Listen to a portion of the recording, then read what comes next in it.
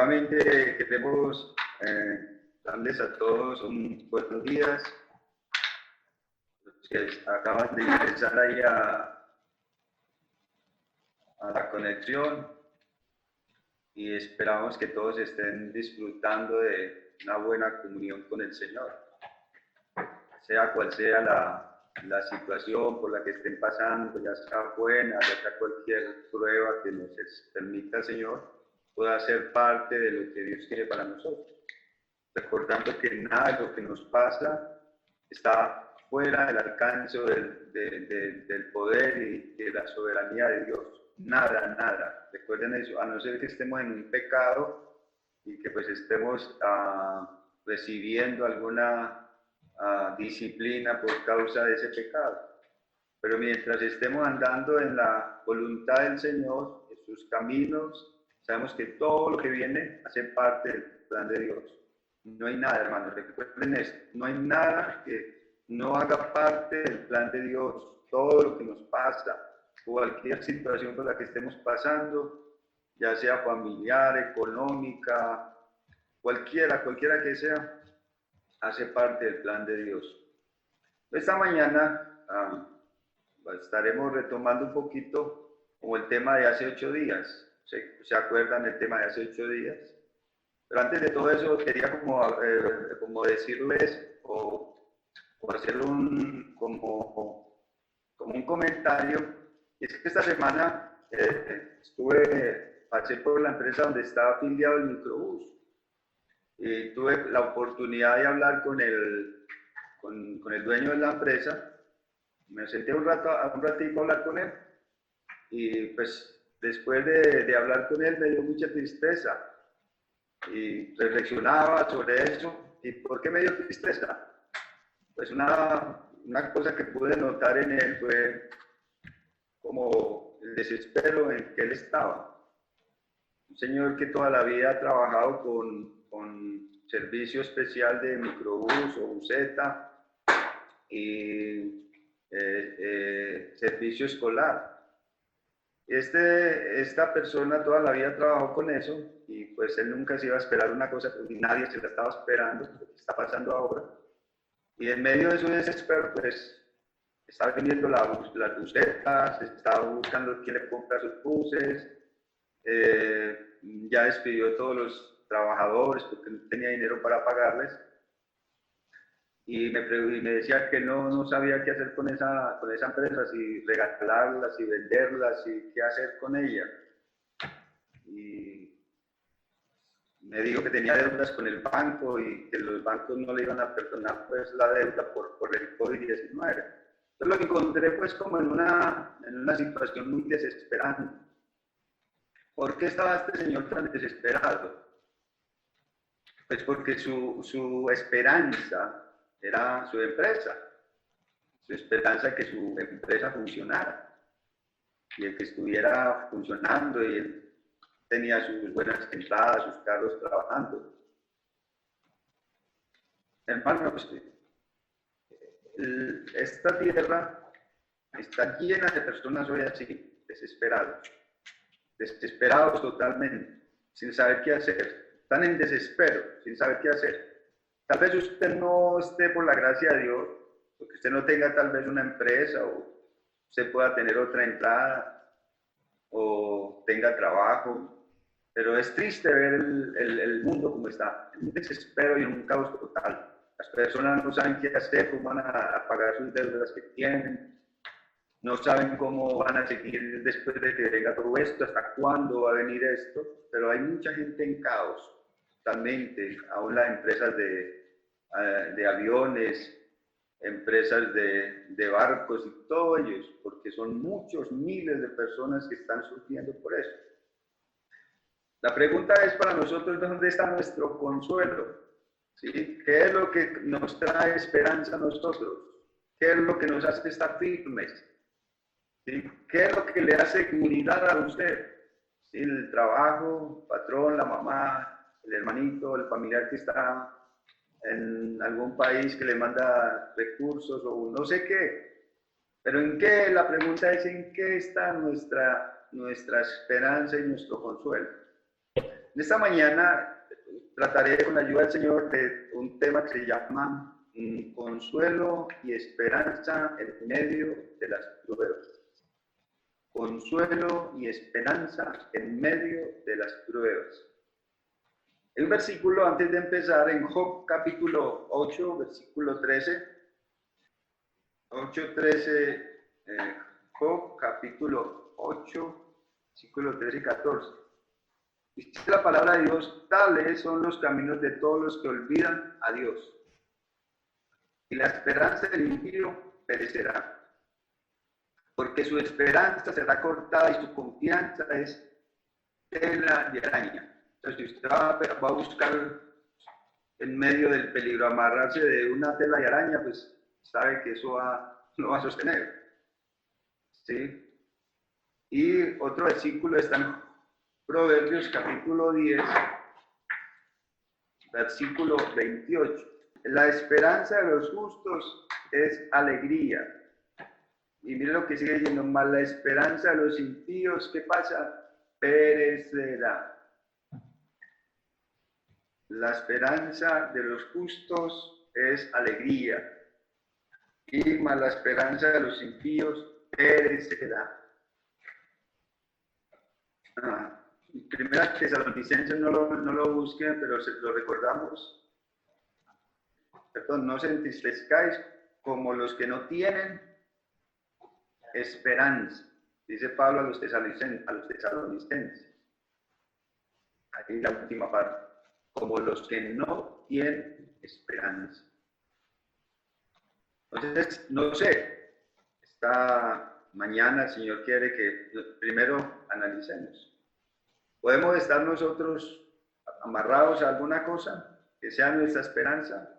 Si alguna cosa en esta tierra, mi querido hermano o hermano, es su esperanza, eso es como usted agarrarse de una telaraña.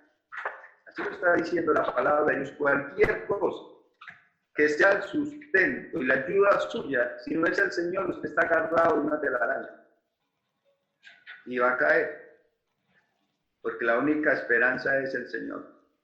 El tema entonces es consuelo y esperanza en medio de las pruebas. Lo que yo puedo ver, hermanos, a través de la palabra de Dios es, bíblicamente, el panorama bíblico nos está escribiendo que la situación va a ser muy, muy, muy oscura. A causa no solamente del COVID-19, sino que van a venir más cosas. Dios ya ha dicho en su palabra lo que va a venir y tenemos que estar alertas. Ahora, entonces, el tema que vamos a empezar es donde estuvimos estudiando hace 8 días. Primera de Pedro, capítulo 1, versículo, Primera de Pedro 5, 12. Ahí donde empezamos hace 8 días, o donde estuvimos hace 8 días. Y mire lo que dice en el versículo 12. Entonces dice: con la ayuda de Silvano, a quien considero un hermano fiel, les he escrito brevemente. Ustedes leen ahí también.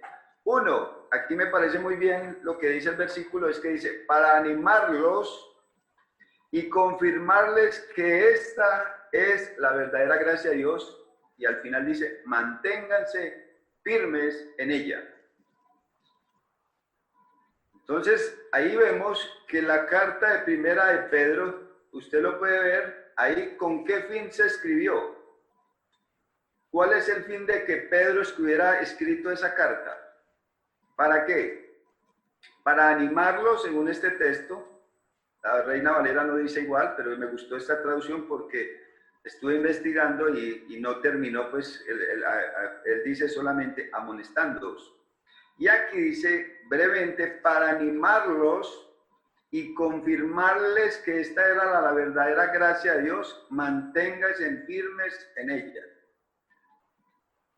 Entonces, la razón por la que el apóstol Pedro escribe esta carta era con el fin de animarlos. ¿Por qué animarlos? Pues claro, porque estaban sufriendo mucho. O sea, ya habían empezado a sufrir ellos. A los que Pedro escribe, estaban sufriendo. Y necesitaban palabras de aliento. Y todos sabemos que en momentos difíciles pues necesitamos quien nos dé palabras de aliento.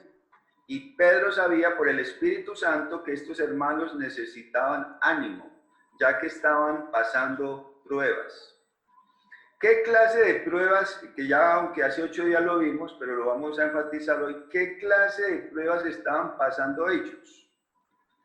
Veamos algunos versículos que nos dan clara si era martirio, si era persecución o qué clase de pruebas estaban pasando ellos. Entonces vamos a verlo en el versículo de Primera de Pedro, capítulo 2, versículo 2. Esto era lo que ellos estaban pasando según lo que escribe uno. Pues yo no puedo decir que no estaban siendo perseguidos o pasando por el martirio, porque ya la cosa se había puesto difícil para ellos. Y entonces dice el versículo 12, 2:12, manteniendo buena vuestra manera de vivir entre los gentiles, para que en lo que, ¿qué dice ahí? Murmuran, dice ahí en su versión, murmuran de vosotros como de malhechores. Entonces encontramos que usted puede escribir uno de los sufrimientos que ellos tenían era que estaban murmurando. ¿Qué es eso? Versículo, vamos a otro versículo para tratar de encontrar si eso era la razón. Capítulo 3, versículo 3:16. Otra vez, Pedro está repitiendo lo mismo. Capítulo 3, versículo 16. Teniendo buena conciencia para que en lo que ¿qué? Otra vez, repite, en lo que murmuran de vosotros, como malhechores sean avergonzados los que, otra palabra, los que los calumnian. Otro versículo. Estamos buscando qué clase de sufrimiento tenían ellos. Capítulo 4, versículo 4. A estos les parece cosa extraña que vosotros no corráis con ellos en el mismo desenfreno de disolución y os ultrajan. Entonces encontramos que es la palabra ultrajar. Hay dos maneras de ultraje. Uno verbal y otro golpes, otro empujones. ¿Sí? Entonces aquí encontramos que estos cristianos, una de las, podríamos decir, que los sufrimientos que ellos tenían, en el 4:14 también lo podemos encontrar. 4:14. Dice, si sois, ahí está la palabra, vituperados por el nombre de Cristo, sois bienaventurados. Pues lo que trata uno como de identificar qué era la clase de sufrimiento, y uno al ver lo que el Pedro dice era que ellos estaban pasando, les estaban haciendo como lo que llamamos hoy, ¿cómo se llama eso? Bullying. ¿Sí? Antes no se llamaba bullying, pero eso era lo que ellos estaban, lo que estaban sufriendo. Los estaban insultando, calumniando. Era como, de alguna manera, ustedes saben que uno en una empresa o en un grupo social o donde sea, el colegio, universidad, de ustedes empiezan a hacerles como el bullying y a todo el mundo a hablar de usted, a criticarlo, a rechazarlo. ¿Cómo se siente uno? Pues uno se siente muy mal, que todo el mundo póngale la mira, están hablando de mí, y si era así, porque la idea era murmurar y insultar y la idea era hacerlo sentir mal, porque la prueba viene del enemigo.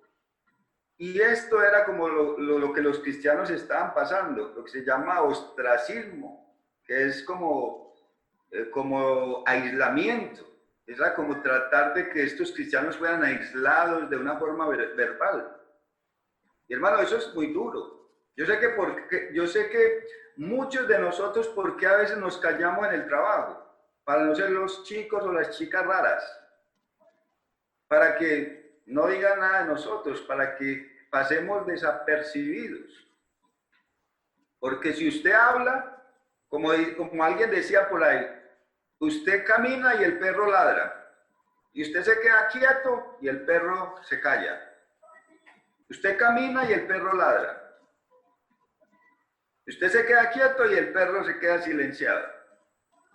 Y si a veces no en nuestro trabajo, en nuestro colegio, donde sea, usted se queda callado y no le dice nada a la patrona, al patrón, al que sea, se queda calladito el evangelio para evitar que el patrón de pronto tenga actitudes hacia usted, pues usted más bien lo hace para evitarse eso.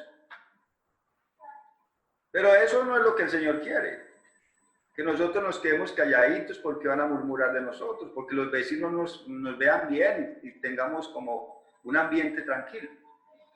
Mateo capítulo 5 es donde el Señor les dice a los seguidores, Mateo capítulo 5, hablando de las bienaventuranzas, que ustedes que me van a seguir, tienen que pasar por eso.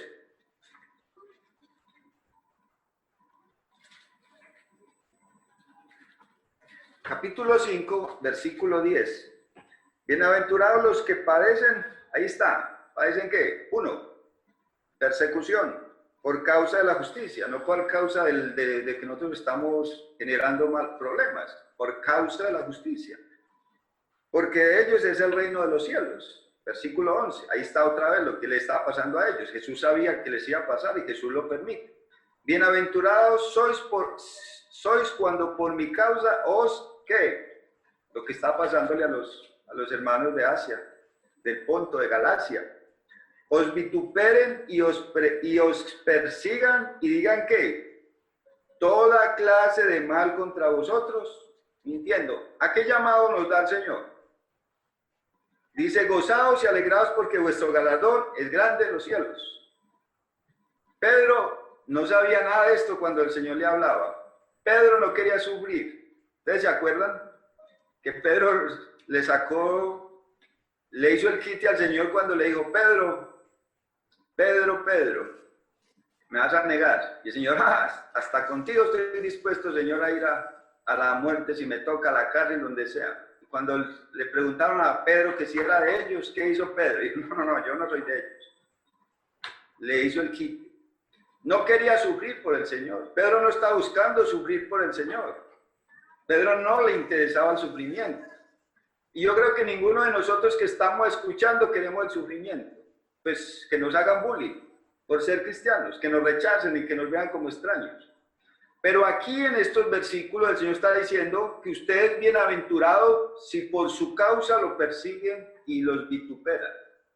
Y que tengan gozo por eso, porque el galardón va a ser grande en el cielo. Porque usted se identificó con ese Señor al cual le hicieron bullying. Ese era el sufrimiento de los hermanos. Ahora, hay unos sufrimientos que ustedes ven ahora en el Medio Oriente que en países musulmanes no es solamente el bullying. Hay hermanos que están sufriendo es decapitación. Los decapitan. Sí, en los tiempos de Nerón los enterraban para quemarlos, como antorchas para hacer calles para el emperador. Muchos de ellos los echaban a los circos romanos para que sufrieran y enfrentaran a las fieras. Si usted lee la historia y si usted lee un poquito y se interesa cómo vivieron los primeros cristianos, los de Hechos en Hechos, usted pone la historia, en Hechos los primeros cristianos sufrían persecución, dejaban sus tierras, sus familias, porque eran perseguidos, pero ellos eran felices que fueran perseguidos. Nosotros no queremos que nos persigan y nos hagan bullying. Pero eso es lo que el Señor está diciendo. Por mi causa, Pedro lo aprendió y Pedro ahora está consolando a aquellos que están pasando por lo que él nunca quería pasar. Había aprendido Pedro que por la causa del Señor se sufre. En la oración de Mateo capítulo 6, dice el capítulo 6, versículo 14, en la oración que el Señor les está dando a los discípulos. Dice, porque si perdonáis a los hombres sus ofensas, os perdonará también a vosotros vuestro Padre Celestial. Mas si no perdonáis a los hombres sus ofensas, tampoco vuestro Padre os perdonará vuestras ofensas. O sea, aquí lo que nos está diciendo el Señor, nos van a ofender. Y no solamente por persecución, sino que de alguna manera nos van a ofender. Pero ¿cómo reaccionamos ante las ofensas verbales? Porque casi no tenemos piedra, ni tenemos palo, ni garrote, ni machete. Yo no, hasta ahora no he salido corriendo porque alguien me ha ofrecido machete. No era porque estoy muy callado, ¿ok? Pero casi siempre las palabras son ofensivas. Evangélicos, bueno, palabras que no, bueno, lo más duro que me ha pasado como cristiano es un hijo de madrazo que me han dado. Con mucha gana me lo dieron, pero logré superar eso. En el momento tal vez porque iba a la buseta, tal vez iba a pie, tal vez me hubiera devuelto, que no sé.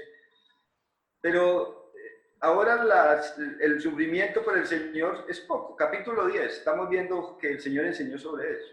Capítulo 10, misión de los dos, ellos iban a ir estaban siendo entrenados para ir a la misión. Y el Señor de una vez les dice, miren, su misión, esto es lo que van a hacer con ustedes. Capítulo 10, versículo 16. He aquí yo os envío como ovejas en medio de lobos. Esa era la misión. Sed pues prudentes como serpientes y sencillos como palomas.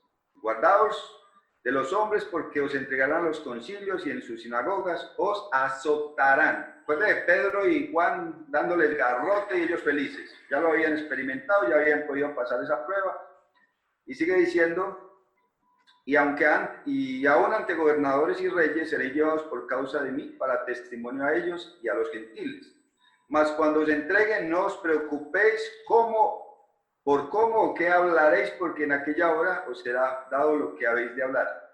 Porque no sois vosotros los que habláis, sino el Espíritu de vuestro Padre que habla en vosotros. Dice 21, el hermano entregará a la muerte al hermano,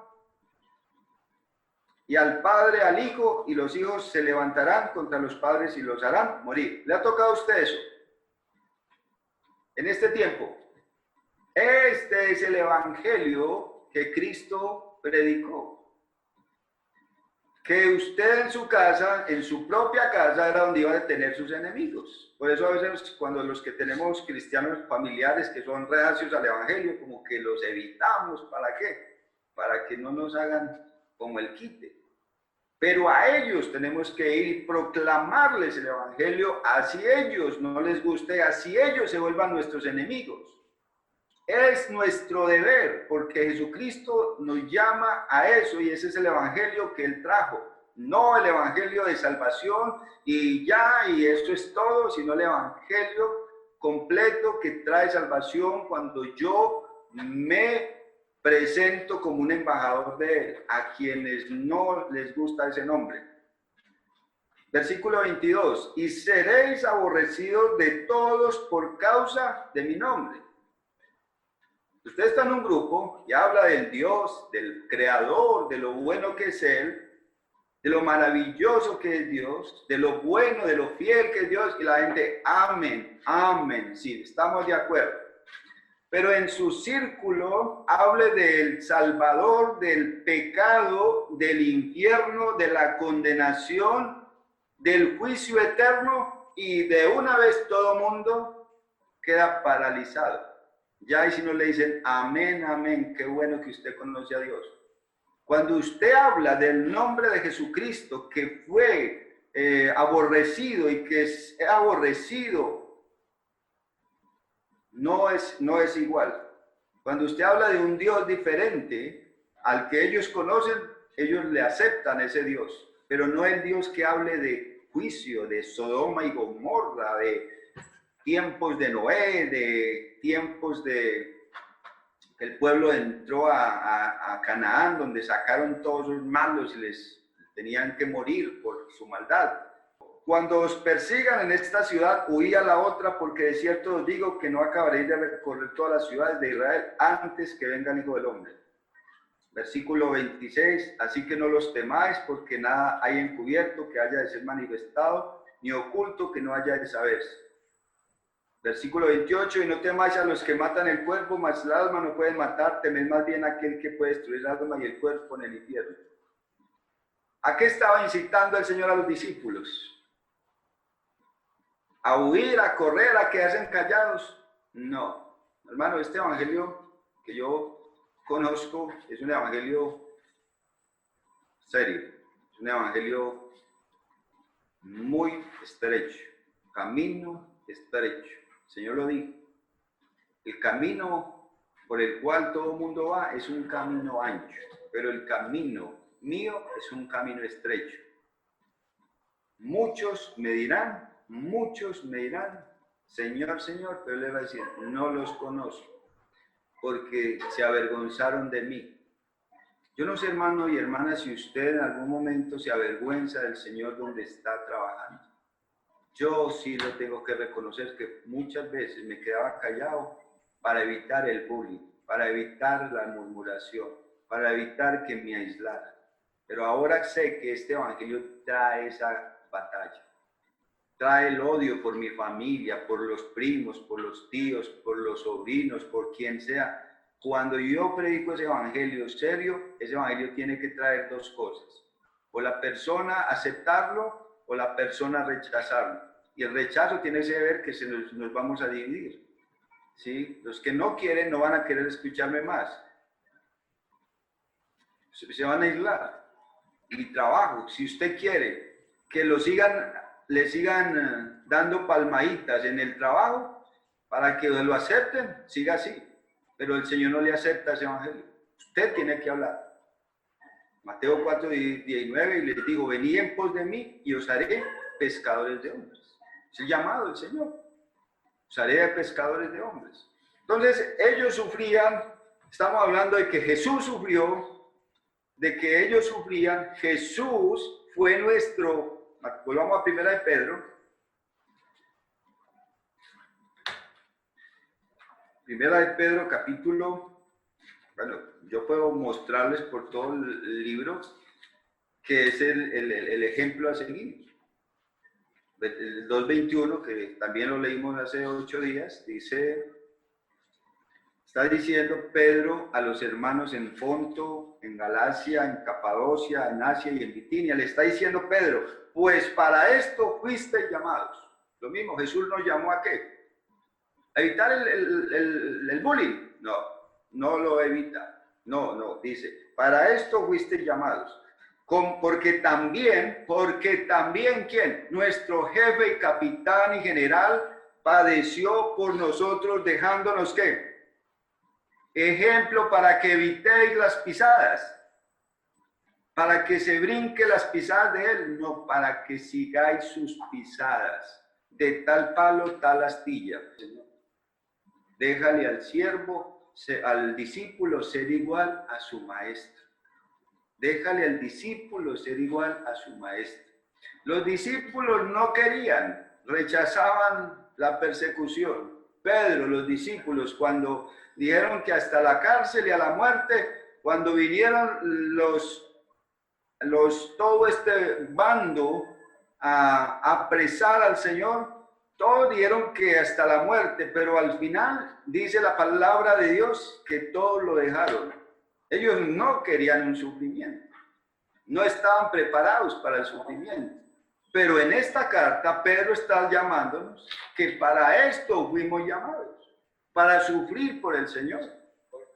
No hay otro evangelio, el evangelio barato nos lo venden por allá en otras iglesias, un evangelio de prosperidad, sanidad y milagros, se lo venden, donde usted no tiene que sufrir, pare de sufrir, venga que pare de sufrir. Entonces, una cosa, mis hermanos, que el evangelio trae sufrimiento. El evangelio trae pruebas. El evangelio barato no trae pruebas. El evangelio que si usted no está viviendo, tiene que tener pruebas. Y quisiera, hermanos, que yo digo consuelo. Es que si somos verdaderos cristianos, tienen que venir las pruebas. Pero el Señor dice que en esas pruebas nos va a consolar. Ahí en 1 de Pedro, Hebreos, quiero mostrar al Señor Jesucristo por qué era la razón de él venir. Pues una de las razones de venir a la tierra, la razón principal era que usted pudiera ser salvo de su pecado y de su condenación. Pero él también quería humanizarse con nosotros. Capítulo 2, versículo 14, dice el Espíritu Santo, no sabemos quién escribió Hebreos, pero el Espíritu Santo está hablando a través del que lo escribió, dice el 2:14, así que, en conclusión, está diciendo, Por cuanto los hijos participaron de carne y de sangre, él también, ¿qué hizo? Participó de lo mismo, para destruir por medio de la muerte al que tenía el imperio de la muerte. 15. Y librar a todos los que por el temor de la muerte estaban durante toda la vida sujetos a servidumbre. Versículo 17. Por lo cual debía ser en todo ¿qué? Semejante. ¿A quiénes? A aquellos que iban a participar de esta redención. Jesús tenía que ser igual. ¿En qué sentido igual? Que él tenía que probar cómo es ser un ser humano. Él no sabía qué pasaba con nosotros, cómo es sufrir. Él estaba en el cielo, él no tiene un cuerpo para sufrir. En el cielo no estaba ya sufriendo y allá con problemas y preocupado. Él no sabía qué es eso. Pero cuando vino a la tierra, él experimentó dolor. ¿Se acuerdan en el huerto del Getsemaní? ¿Qué hacía él? Padre, con unas gotas como sudor, como gotas de sangre, si es posible, pasa de mí este dolor. Si es posible, pasa de mí esta angustia, Señor. Él supo que es sufrir, él sabe que es sufrir. Él se puso un cuerpo humano, a él le penetraron los clavos, sabe que es el dolor físico, sabe que es el dolor del alma. Él sabe cuando alguien se muere y se va.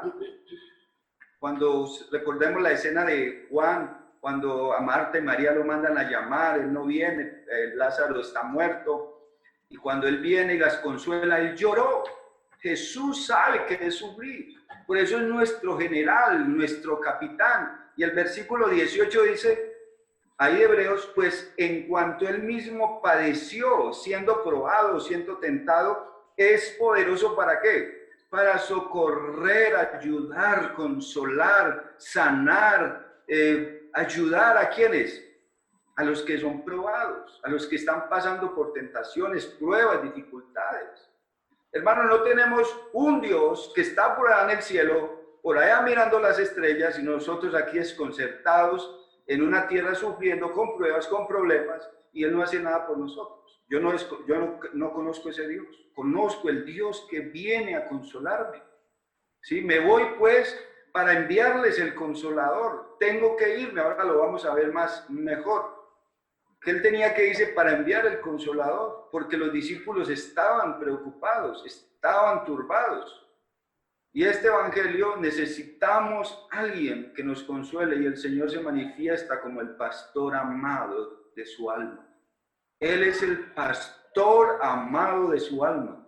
Él pagó un precio muy alto porque le amaba a usted, porque la quiere y nos quiere llevar al cielo. Pero Él pagó un precio muy alto, no para que sigamos viviendo una vida sin bullying, sin dolor, por temor a qué dirán, por temor a que nos aíslen.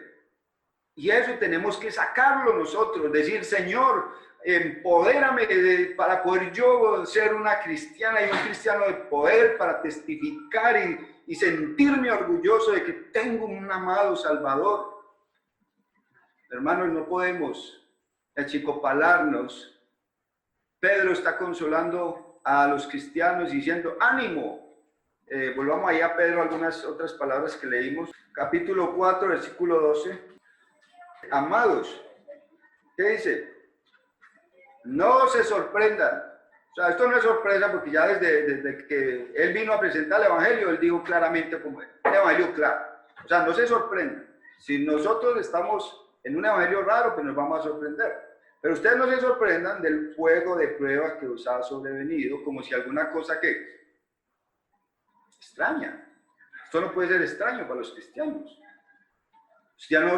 Esta no es su tierra, este no es su lugar, esta no es su casa. Es un lugar extraño donde el mundo no quiere saber nada de ellos. Cuando desaparezcan, el mundo va a dar gracias por los aleluyas que interrumpían las vidas de los inconversos, hablándoles del infierno y de la condenación y del juicio venidero. Eso para ellos es horrible que les hablen. Para ellos, pero nosotros tenemos que testificar, hermanos, a quien nos toque, porque ellos estaban sufriendo. Cristo padeció, Pablo padeció, los discípulos padecieron, todos los cristianos en la historia han padecido. Pero lo especial en esto, hermanos, que en el padecimiento lo que hace es que tenemos un consolador. Termino este primer punto con 1 Corintios capítulo 3, mostrándonos la Biblia qué Padre es el que tenemos.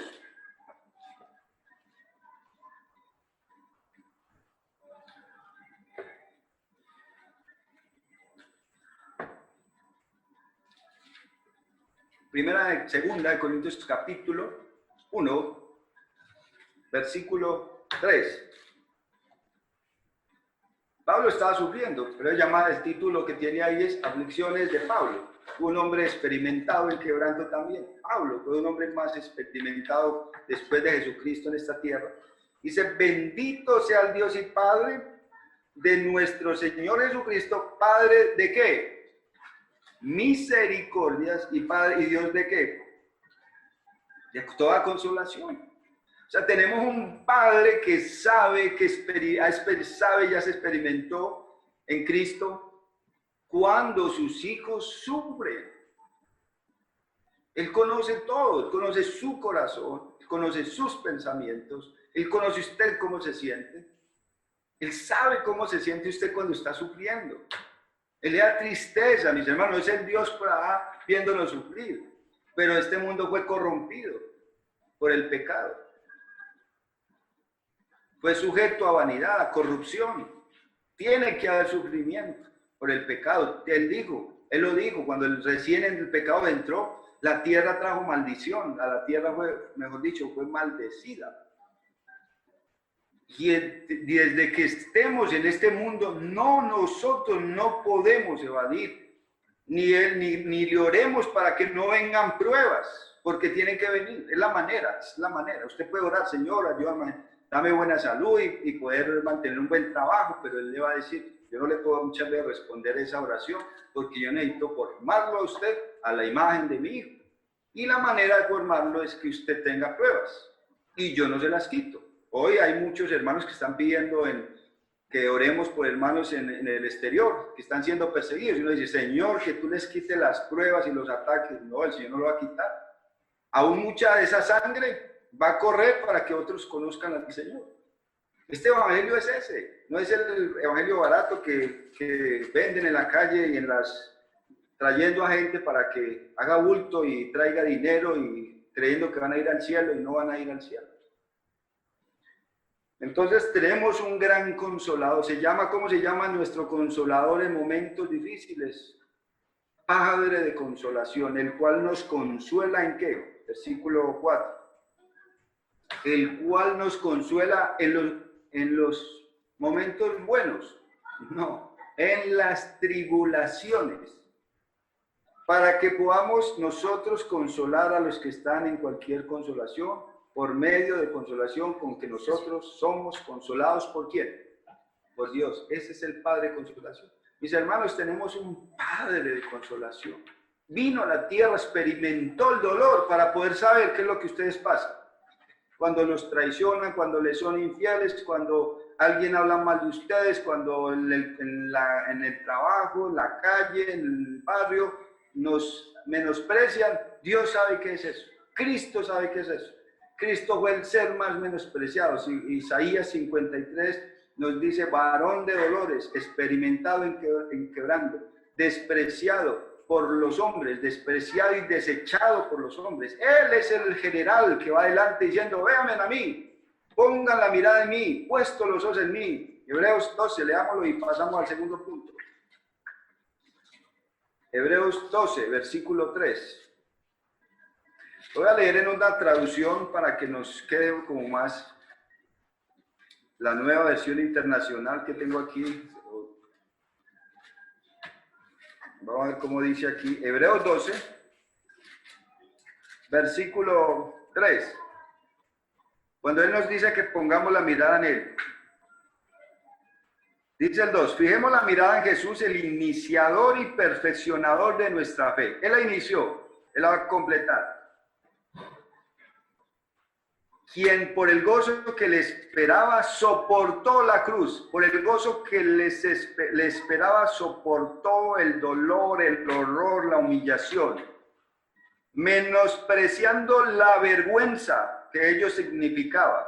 Él no tuvo en cuenta eso, la vergüenza que tenía que pasar en la cruz. Claro, nosotros no queremos ser avergonzados, ser humillados, que nos tengan como la escoria, como lo raro, como lo extraño, ¿no? Nosotros queremos que nos tengan bien, en un concepto bueno, pero Cristo no. Así pues, el 3 dice, consideren a aquel que perseveró frente a tanta oposición. Como en la otra versión dice, considerad, o sea, mediten, pónganle la atención a aquel que hizo todo eso por nosotros.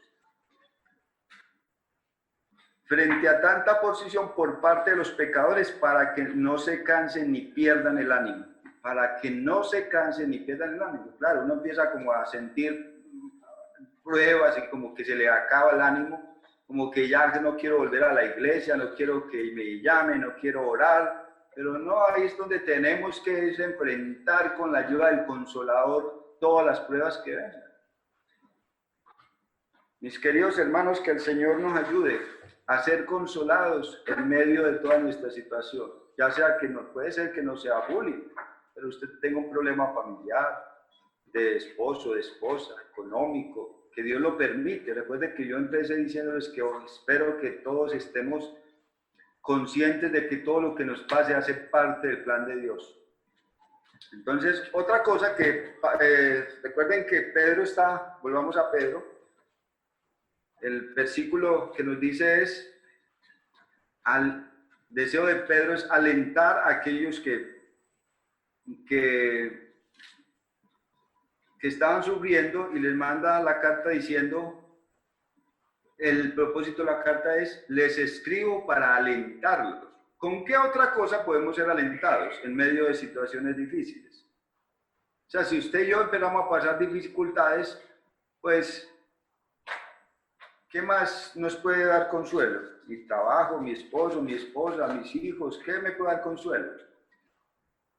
Y una cosa que yo veo es que Pedro les manda en los primeros versículos del capítulo 1, y quiero que nos quedemos ahí por un ratico, en el capítulo 1, versículos 3 hasta el 12. Ahí vamos a terminar el tema, que es esperanza en la prueba. Ya vimos el consuelo, aquí vamos a ver la esperanza. Pero antes de iniciar este versículo, vamos a ver que Pedro no está hablando por hablar. Tal vez yo digo, hermanos, yo tengo que prepararme, porque una cosa es que yo sí estoy preparándome para las situaciones y he mejorado eso. De que los problemas las situaciones que vengan no me pueden achicopalar. Con la ayuda del Señor, no estoy diciendo que conmigo solo. Pero vamos a Pedro para que veamos un poquito en Juan capítulo 14, porque allí nos puede ayudar a entender más. Juan capítulo 14 nos puede ayudar más a entender y a poder darle más luz al tema. 14, ¿qué estaba pasando en los versículos anteriores del 14?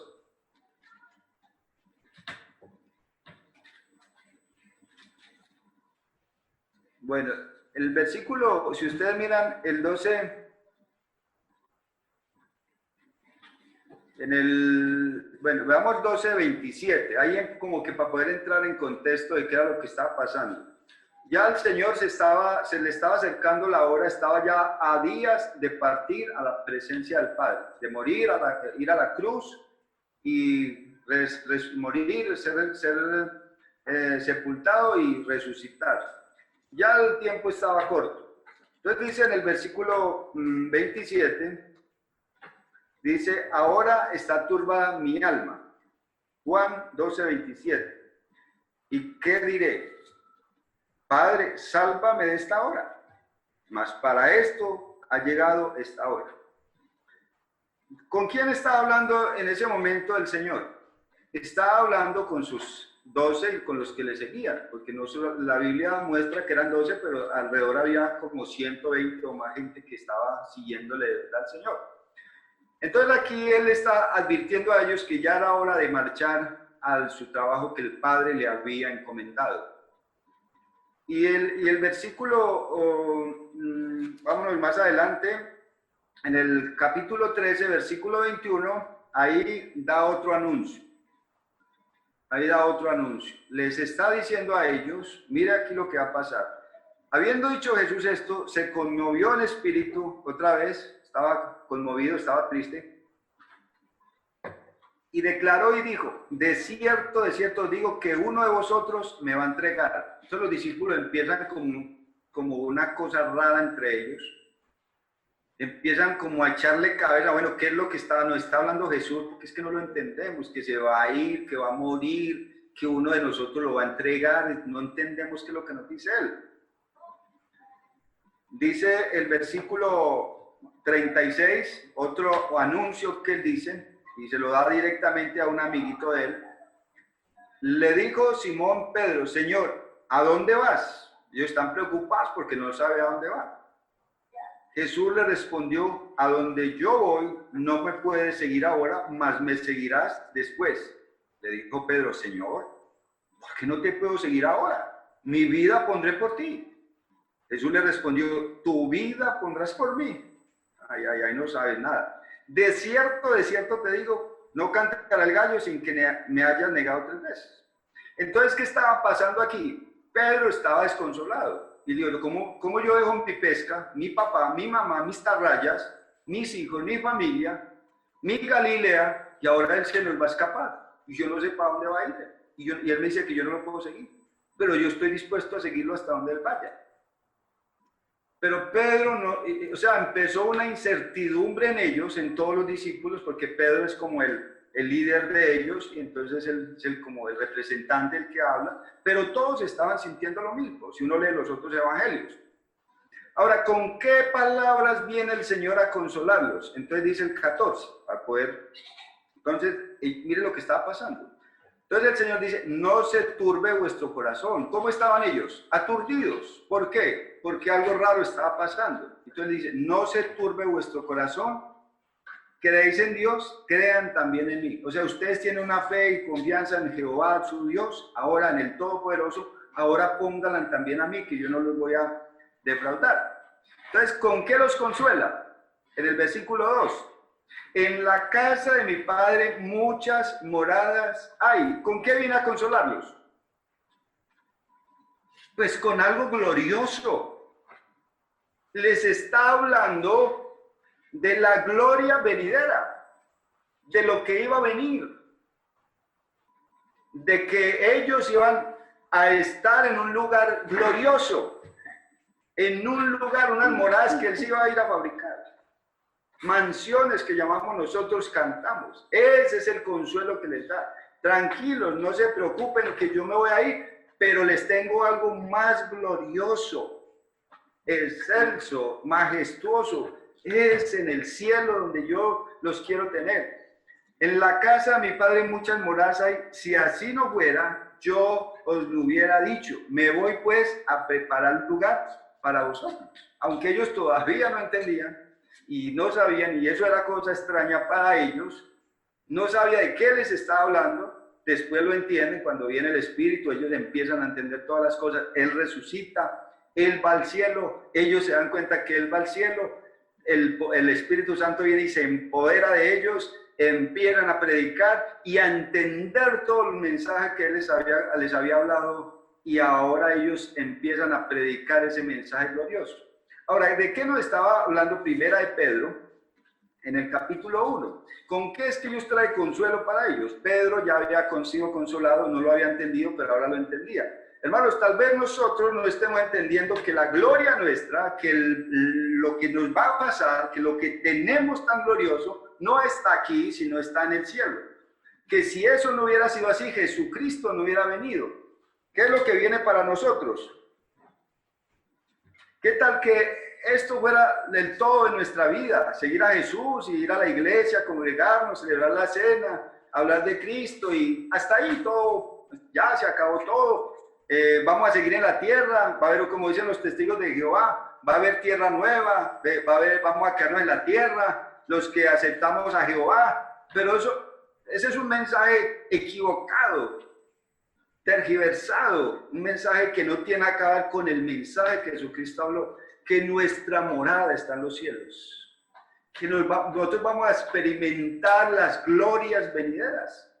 ¿Sí? Y esa es la esperanza más gloriosa y esperanzadora que debe tener cada hijo de Dios. Capítulo 1.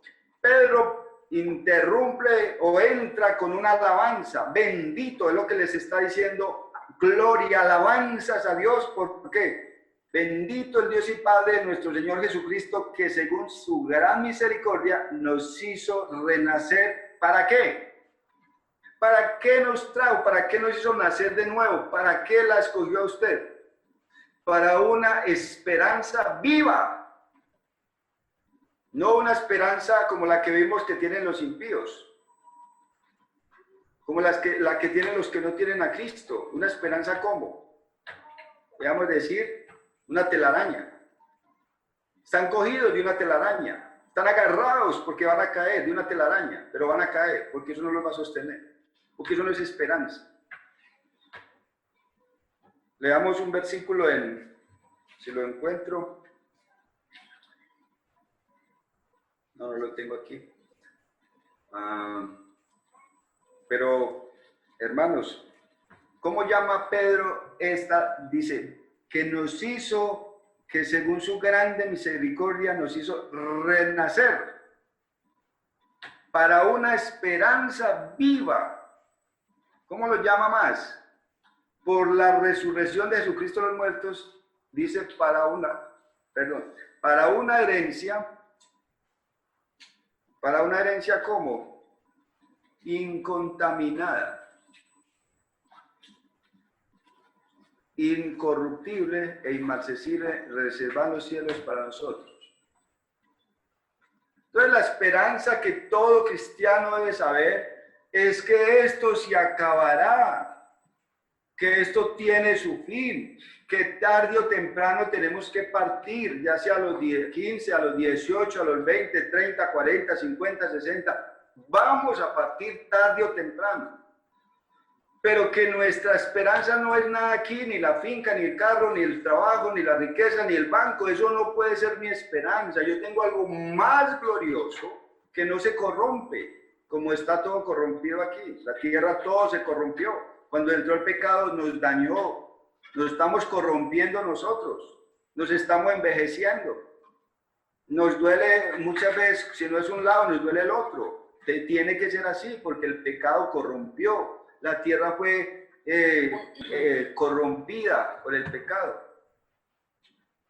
Pero vamos a entrar a algo glorioso, hermanos, que la Biblia lo describe, una esperanza viva. Una esperanza viva, plena. Pedro la llama, versículo 11, en la última parte dice, las glorias que vendrían tras ellos. Es la gloria que va a venir, la gloria, la majestad, el brillo, el esplendor, es lo que nos espera a nosotros. Algo que no nos imaginamos, que Pablo dijo, yo no puedo escribir con palabras eso que pude ver cuando entré al tercer cielo. No lo puedo escribir ni lo puedo ver aquí en la tierra. Esto no es descriptible con algo que tenga que ver con la tierra. Imagínense en cómo será ese gloriosa mansión que nos está esperando en el cielo. Donde, ¿cómo va a pasar? Que usted, si hoy o mañana nos toca morir, pues inmediatamente, según la palabra de Dios, usted va a pasar a ese lugar glorioso. Si no morimos hoy o mañana y nos toca la venida del Señor, nuestros cuerpos serán transformados. Que no habrá ya llanto, ni dolor, ni nada que nos atormente, ni nada que nos preocupe. Creo que así va a ser, que todo esto que hay aquí en esta tierra va a pasar y todo va a ser perfecto. Esa gloria es incorruptible, incontaminada, inmarcesible. O sea, ¿qué es inmarcesible? O dice que no se marchita. Es como una flor que no se marchita. ¿Sí? Todo aquí se va marchitando. Todo aquí va cambiando. Todo aquí se va deteriorando. Pero la gloria que nos espera no va a entrar nada que la contamine. todo va a ser perfecto, hermanos, y ese es el consuelo que debemos tener nosotros los cristianos. Y algo muy maravilloso es que dice que, mire, una de las cosas, hermanos, que tristemente creo que pasa con nosotros es que no es una gloria deseable. Y aquí lo veo que es una gloria deseable. Y lo voy a mirar en el versículo 10. Leamos 1:10. ¿Por qué lo digo que es gloria deseable?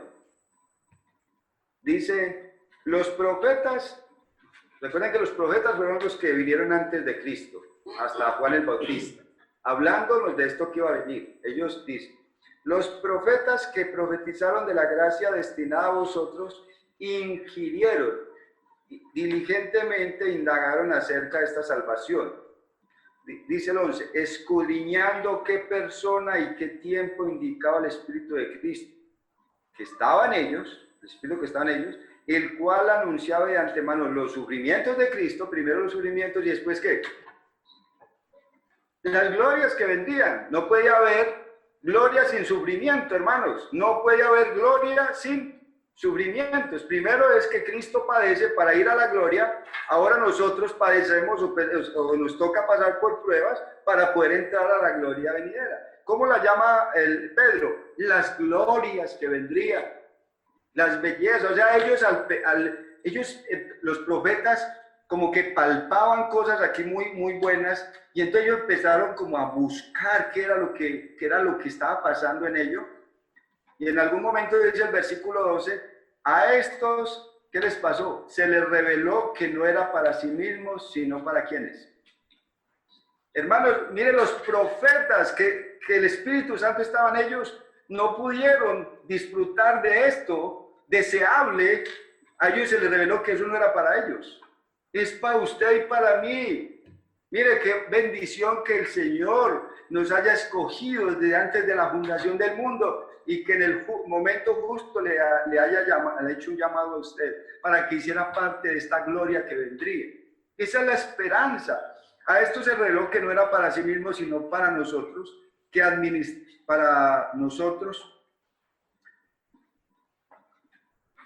administran las cosas que ahora os son anunciadas por los que os han predicado el Evangelio. Mira lo que dice aquí por último, en esta última parte. Cosas en las cuales anhelan, mirar quiénes. O sea, pero yo le coloqué deseables. Aún los ángeles contemplan este programa de Dios y dicen, qué gloria la que hay en este programa de Dios. Lástima que los seres humanos estén tan atraídos por cosas tan sin valor que no pueden disfrutar ni degustar desde ahora. Pero estas glorias se pueden disfrutar desde ahora, son deseables. Los profetas trataron de averiguar a si podían disfrutar y encontrar en esas cosas maravillosas consuelo, ánimo, pero para ellos les digo, no es para ustedes, son para los que vienen, y en eso está incluido usted y yo. Cosas en las que los ángeles, mis queridos hermanos que no están sufriendo, anhelan contemplar, anhelan hacer parte de ellas, pero usted y yo tal vez estemos tan relajados que es algo, sí, el cielo, vamos ahí, pero lo vemos lejano, pero no lo vemos ahora. Entonces son deseables, para mí esas glorias son perfectas, es una herencia incorruptible, no se va a contaminar, no se va a marchitar, algo que el Señor se fue a preparar hace 2000 años, que ese es el deseo que Pedro pudo entender por el Espíritu. Y otra cosa que yo veo de estas glorias es que es una gloria no solamente deseable, sino segura, que usted se va a ir. Si usted es un hijo de Dios, téngalo por seguro que usted se va a ir. Y él dice ahí, por la resurrección de Jesucristo. Si Jesucristo no hubiera resucitado, nosotros hubiéramos tenido una esperanza. Nada, todo había acabado ahí en la tumba de Cristo y allá, como dijeron los gobernantes, ese engañador dijo que iba a resucitar y no ha resucitado. Pero él resucitó. Y esta es la clave, hermanos, mis hermanas y hermanos, la clave en el Evangelio, la resurrección de Jesucristo.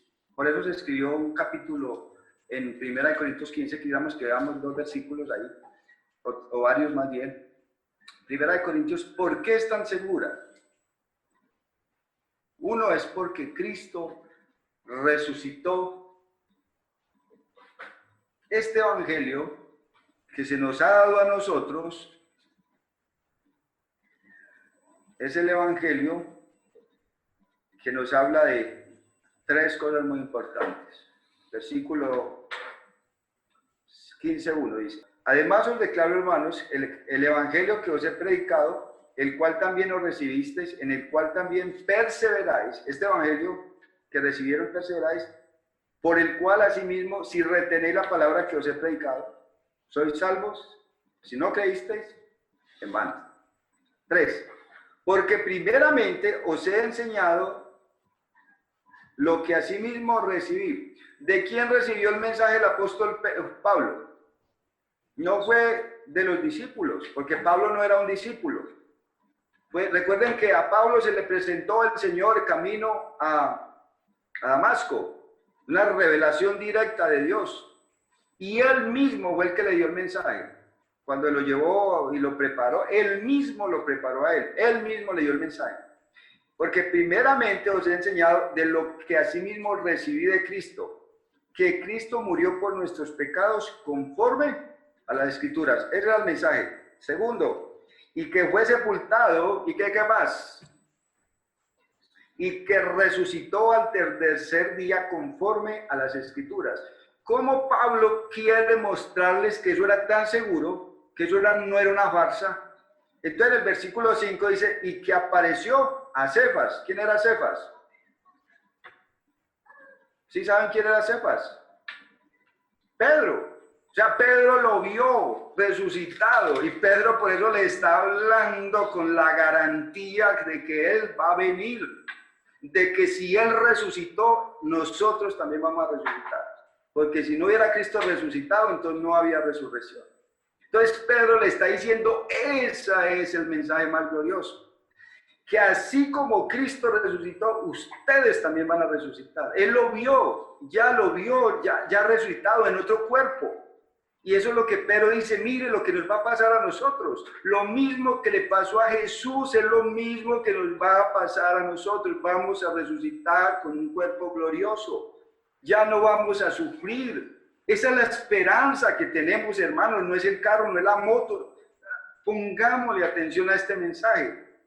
No solamente a Cefas, sino que Pablo dice, bueno, si no me creen que se me apareció a mí, versículo 6, después apareció a más de 500 hermanos. ¿No me quieren creer que apareció? Pregúntenle a 500 hermanos que todavía viven. Porque está hablándole a los que estaban negando que Jesús todavía vive. Vaya y pregúntenle, así es un cuento mío. Y si no me creen a los 500, dice, versículo, después apareció a Jacobo. Vayan, pregúntenle a Jacobo, así es un cuento mío. Después a todos los apóstoles, y por último de todos, como a un abortivo, me apareció a mí. Está hablando Pablo, versículo 12. Pero si se predica, estaba negando, de Cristo, que resucitó a los muertos, ¿cómo dicen algunos entre vosotros que no hay resurrección de muertos? Ahora, ¿cómo se les ocurre decir que no hay resurrección de muertos? Entonces, ¿para qué? Y si Cristo nos resucitó, vana es entonces nuestra predicación y vana es también vuestra fe. Hermanos, si Cristo nos resucitó, nosotros somos los demás lástima que debería tener el mundo. Comamos, tomemos y bebamos porque vamos a morir y ahí se acaba, como dicen los testigos de Jehová. Desaparecemos. Pero no, nosotros no estamos pensando en eso. Es una esperanza segura, hermanos, porque si Él resucitó, vamos a resucitar con Él con un cuerpo glorioso. Versículo 4. Reservado en los cielos, ¿para quiénes? No para los ángeles. Está reservado, vigilado, está cuidado. Desde que Jesucristo fue, a cada uno le está asignando un lugar y nadie lo puede tomar. Está reservado para usted. Para los elegidos, los amados, como dice las cartas en el 2:11, ¿qué dice? Amados, les está diciendo, amados. ¿Por quién somos amados? por el que nos consuela, por el que está todos los días con nosotros, por el que se preocupa si tenemos comida o no, si nos duele algo, cómo nos busca, cómo nos ayuda con un médico. Ese es el Consolador. Todo lo que Él hace es para bien de nosotros. Somos muy amados. Versículo 5. Que sois guardados por el poder de Dios. Hermano, esto es lo que llama la permanencia o la preservación. Más bien, preservación. Que ustedes la conocen, la cantan casi siempre en la iglesia, o se acuerdan de ella. ¿Quién nos separará del amor de Dios? Ni ángeles, ni potestades, ni lo alto, ni lo profundo, nadie lo puede separar. Usted es guardado por Él y para Él. Él lo amó tanto que desde antes de la fundación del mundo, dice Primera de Pedro, ahí capítulo 1, versículo 19 o el 20, ya destinado antes de la fundación del mundo. ¿Por qué? Pero manifestado en los posteros tiempos por amor, no de los ángeles. No vino a rescatar ángeles, vino a rescatarme y a usted por amor a mí. No escatimó ni a su propio Hijo, dice Romanos 8:32, no lo escatimó, sino que lo entregó por amor de usted y de mí, mi querido hermano. Entonces somos guardados. ¿Quién lo puede separar? Juan 10:27, yo ya lo he dicho, porque es un tema que está en toda la palabra de Dios. ¿Quién? ¿En qué manos estamos? Juan 10:27. Lean los versículos y subrayelo, porque esos versículos me trajeron mucho consuelo y ánimo cuando me hablaban de que yo podía perder la salvación. Dice, mis ovejas oyen mi voz y yo las conozco como la palma de mi mano. Y me siguen y yo les doy vida, preservación, vida hasta que falle, hasta que se aparte, hasta que alguna vez se alejen de mí. Vida eterna y no perecerán jamás. La palabra jamás. Ni nadie las puede arrebatar de la mano, de mi mano. Versículo 29. Mi Padre que me las dio. ¿Por qué fuimos a Jesús? Porque el Padre nos llevó a Él.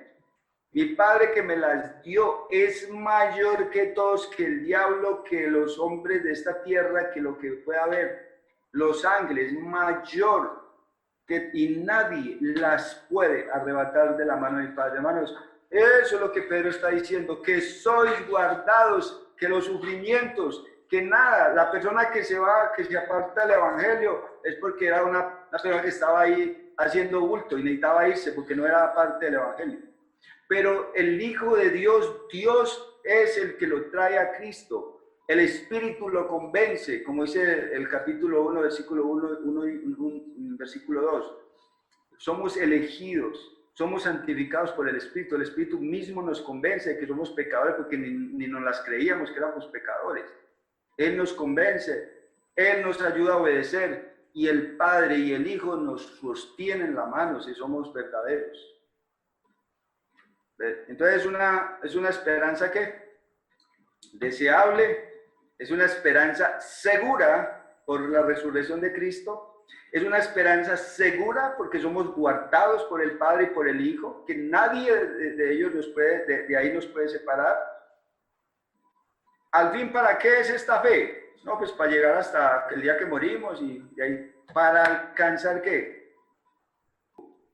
Para alcanzar la salvación que está preparada a ser manifestada en el tiempo postrero. ¿Cuál tiempo es el postrero? Los últimos días. ¿Y en qué días estamos, mis queridos hermanos?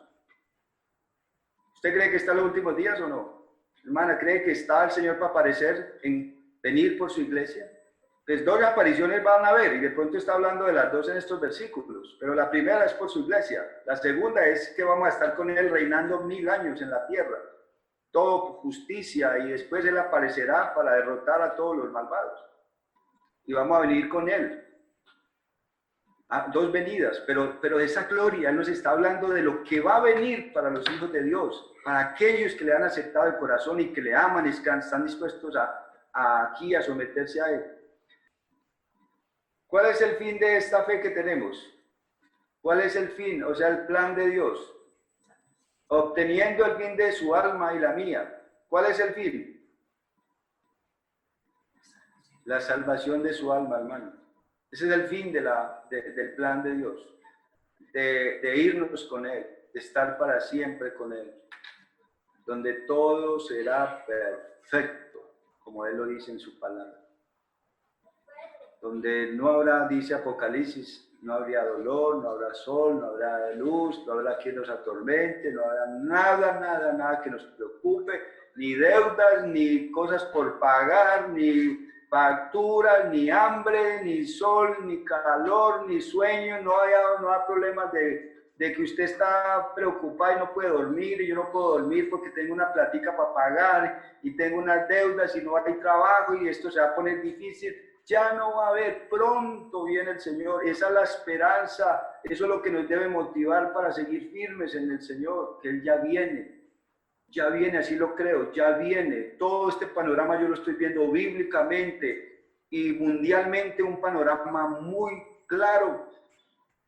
Y uno por todas las redes sociales ve tantas cosas que la Biblia las describe. Nos falta es estudiar la palabra.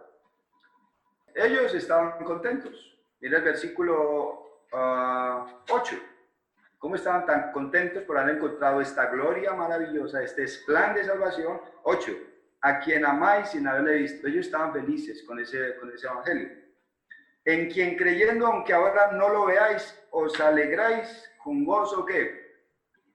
Inefable. Yo creo que ahora nuestros cristianos o nosotros, como decía César una vez, el hermano decía que a veces los cristianos estamos cabizbajos, como bravos, pero estos cristianos eran felices con una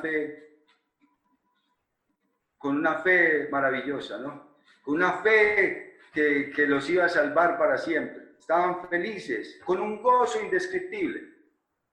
Y eso es lo que debe haber en nosotros, hermanos. Aún Santiago dice que tened por sumo gozo cuando os halléis en diversas pruebas. Ellos seguramente pasaban por pruebas, pero el Señor también lo dijo: gócense y alégrense porque su galardón es ¿qué? Es grande. ¿En dónde? En los cielos, no aquí. Es grande en los cielos. Gócense y alégrense porque el galardón que ustedes tienen, si sufren conmigo, también reinarán conmigo. Y entonces tenemos que pasar pruebas. Vuelve y dice ahí: aunque por un poco de tiempo tengáis que pasar por diversas pruebas, preparándonos para las pruebas.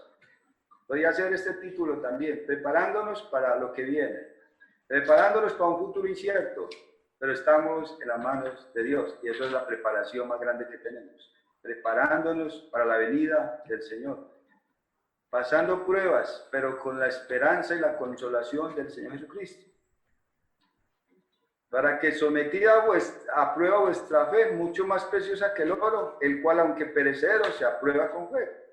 Por ir una ilustración, ¿de qué? Que el fuego, el metal precioso, se funde con la candela y sale mejor. Los cristianos en la prueba, estos preciosos hijos de Dios, con la prueba salen más purificados, salen más fuertes, salen más firmes, salen más parecidos a Cristo. Eso es lo que Pedro está diciendo. Con eso, él ya lo vivió, él lo experimentó. A mí me tocó negar al Señor y lo hice, pero después que me dieron garrote, estaba feliz, saliendo de la cárcel, anunciar a aquel que me amó y se entregó por mí. No me pueden callar, me pueden meter a la cárcel, dijo Pedro. Me pueden hacer lo que quieran, pero no me callaré. Había aprendido Pedro que en las pruebas Pedro pudo salir purificado. Y él está diciéndolo: esto que yo le estoy diciendo, el Señor me lo enseñó, yo no lo entendí, pero después lo pasé y qué maravilla. Ahora yo soy el otro Pedro que no era. Yo era el Pedro que la embarraba toda hora, que metía la pata, que hablaba lo que no debía hablar, pensaba como no debía, no entendía, pero ahora soy el Pedro purificado. Me pasó por el fuego. Entonces, mis hermanos, este evangelio es real. La venida del Señor es real. Las pruebas son reales.